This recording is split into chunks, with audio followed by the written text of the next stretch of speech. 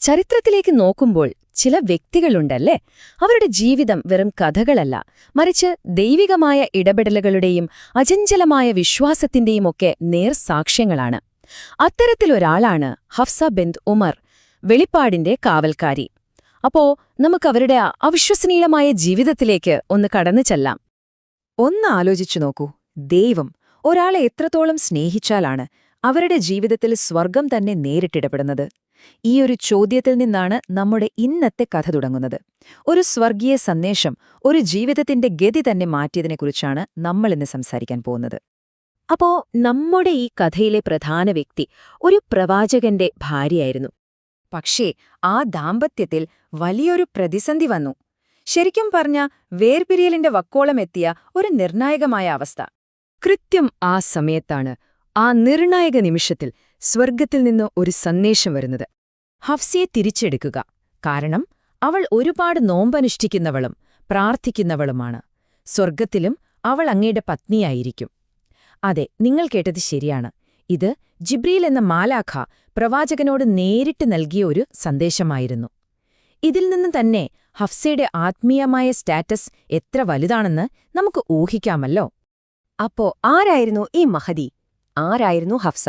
നമുക്കവരുടെ കഥയുടെ തുടക്കത്തിലേക്ക് ഒന്ന് പോയി നോക്കാം. ഹഫ്സയുടെ സ്വഭാവം മനസ്സിലാക്കാൻ ഏറ്റവും എളുപ്പമുള്ള വഴി അവരുടെ പിതാവിനെക്കുറിച്ചോർത്താൽ മതി. ഇസ്ലാമിന്റെ സിംഹം എന്നറിയപ്പെട്ട ഉമർ ഇബ്നുൽ ഖത്താബ്. അദ്ദേഹത്തിന്റെ അതേ ധൈര്യം, അതേ നീതിബോധം. സത്യം പറഞ്ഞാൽ പിതാവിന്റെ ഒരു തനിപ്പകർപ്പായിരുന്നു ഹഫ്സ. പ്രവാചകത്വം ലഭിക്കുന്നതിനും ഒരു 5 വർഷം മുൻപാണ് ഹഫ്സ ജനിക്കുന്നത്. ഉമറിന്റെ മൂത്ത മകളായിരുന്നു. അപ്പോ ഇത് തന്നെ ഒരു വലിയ തെളിവാണ്. ഉമർ ഇസ്ലാമിനു മുൻപ് പെൺമക്കളെ ജീവനോടെ കുഴിച്ചുമൂടിയിരുന്നു എന്നൊക്കെയുള്ള ചില കഥകളുണ്ടല്ലോ, അതൊക്കെ വെറും കെട്ടുകഥയാണെന്നുള്ളതിന്. അവരുടെ ആദ്യ ഭർത്താവ് ഖുനൈസ് ഇബിൻ ഹുദൈഫ ആയിരുന്നു, ഇസ്ലാം സ്വീകരിച്ച ആദ്യത്തെ ആളുകളിലൊരാള്. ഇതിൽ നിന്ന് തന്നെ നമുക്ക് മനസ്സിലാക്കാം എത്രത്തോളം വിശ്വാസത്തിൽ അടിയുറച്ച ഒരു കുടുംബമായിരുന്നു അവരുടേതെന്ന്. ഇനി നമ്മൾ കാണാൻ പോകുന്നത് അവരുടെ ജീവിതത്തിലെ ഒരു വലിയ പരീക്ഷണഘട്ടമാണ്. ഒരു പിതാവിന്റെ നെഞ്ചിലെ തീയെക്കുറിച്ചാണ്. ബദർ യുദ്ധം കഴിഞ്ഞു. അതിൽ അവരുടെ ഭർത്താവ് രക്തസാക്ഷിയായി. അതോടെ ഹഫ്സയുടെ ജീവിതം ആകെ മാറി. വളരെ ചെറുപ്പത്തിൽ തന്നെ അവരൊരു വിധവയായി.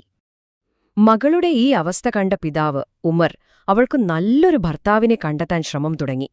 അദ്ദേഹം ആദ്യം പോയത് തന്റെ അടുത്ത സുഹൃത്തായ ഉസ്മാന്റെ അടുത്തേക്കാണ്. പക്ഷേ ഒരു മറുപടി കിട്ടിയില്ല. പിന്നീട് അബൂബക്കറിനെ സമീപിച്ചു. അവിടെ നിന്നും കിട്ടിയത് വേദനിപ്പിക്കുന്നൊരു നിശ്ശബ്ദതയായിരുന്നു. തന്റെ ഏറ്റവും അടുത്ത 2 സുഹൃത്തുക്കൾ ഇങ്ങനെ പെരുമാറിയപ്പോൾ ഉമറിന് വല്ലാത്ത വിഷമമായി. എന്തു ചെയ്യണമെന്നറിയാതെ ആകെ തകർന്ന ഹൃദയവുമായി അദ്ദേഹം നേരെ പ്രവാചകന്റെ അടുത്തേക്ക് ചെന്നു. ഉമറിന്റെ ആ സങ്കടത്തിന് ദൈവം തന്നെ ഒരു പരിഹാരം ഒരുക്കി വെച്ചിട്ടുണ്ടായിരുന്നു. പ്രവാചകന്റെ വാക്കുകൾ ഇതായിരുന്നു: ഹഫ്സ ഉസ്മാനേക്കാൾ നല്ലൊരാളെ വിവാഹം കഴിക്കും, ഉസ്മാൻ ഹഫ്സയേക്കാൾ നല്ലൊരാളെയും വിവാഹം കഴിക്കും. ഇത് കേട്ടതും ഉമറിന്റെ സങ്കടമെല്ലാം മാറി. തന്റെ മകൾക്ക് ഇതിലും വലിയൊരു ഭാഗ്യമാണ് വരാൻ പോകുന്നതെന്ന് അദ്ദേഹത്തിന് മനസ്സിലായി. അതെ, ആരും പ്രതീക്ഷിക്കാത്ത ആ പരിഹാരം പ്രവാചകൻ മുഹമ്മദ് നബി സ്വല്ലല്ലാഹു അലൈഹി വസല്ലം തന്നെ ഹഫ്സയെ വിവാഹം കഴിക്കാൻ മുന്നോട്ടു വന്നു. ഇതൊരു സാധാരണ വിവാഹമായിരുന്നില്ല. ഹഫ്സയ്ക്കും അവരുടെ കുടുംബത്തിനും ലഭിക്കാവുന്നതിൽ വെച്ച് ഏറ്റവും വലിയൊരു ബഹുമതിയായിരുന്നു അത്. അപ്പോ നമുക്ക് നമ്മൾ തുടങ്ങിയ ഇടത്തേക്ക് തന്നെ തിരിച്ചു പോകാം. എന്തുകൊണ്ടാണ് ഹഫ്സയ്ക്ക് സ്വർഗത്തിൽ പോലും ഇത്രയും വലിയൊരു സ്ഥാനം കിട്ടിയത്?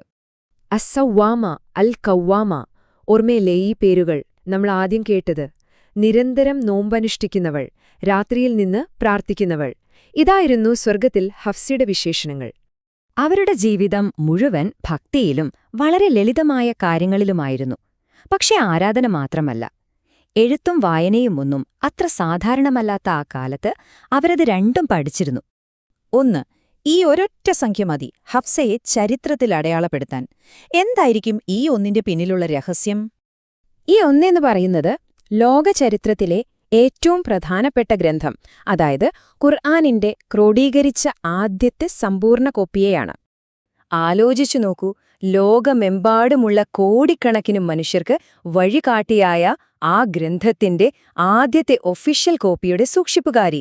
എത്ര വലിയൊരു ബഹുമതിയും ഉത്തരവാദിത്വവുമാണ് ഹഫ്സയെ ഏൽപ്പിച്ചത്. ഇവിടെയാണ് നമ്മളൊരു കാര്യം മനസ്സിലാക്കേണ്ടത്. അവരുടെ ആരും കാണാതെയുള്ള പ്രാർത്ഥനകൾ, അവരുടെ നോമ്പ്, ആരും അറിയാതെ അവർ ചെയ്ത നല്ല കാര്യങ്ങൾ.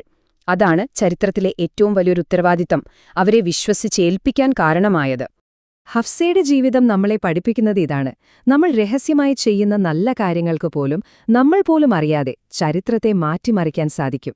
അങ്ങനെയെങ്കിൽ നിങ്ങൾ ഈ ലോകത്ത് എന്തോർമ്മയാണ് ബാക്കി വയ്ക്കാൻ ആഗ്രഹിക്കുന്നത്?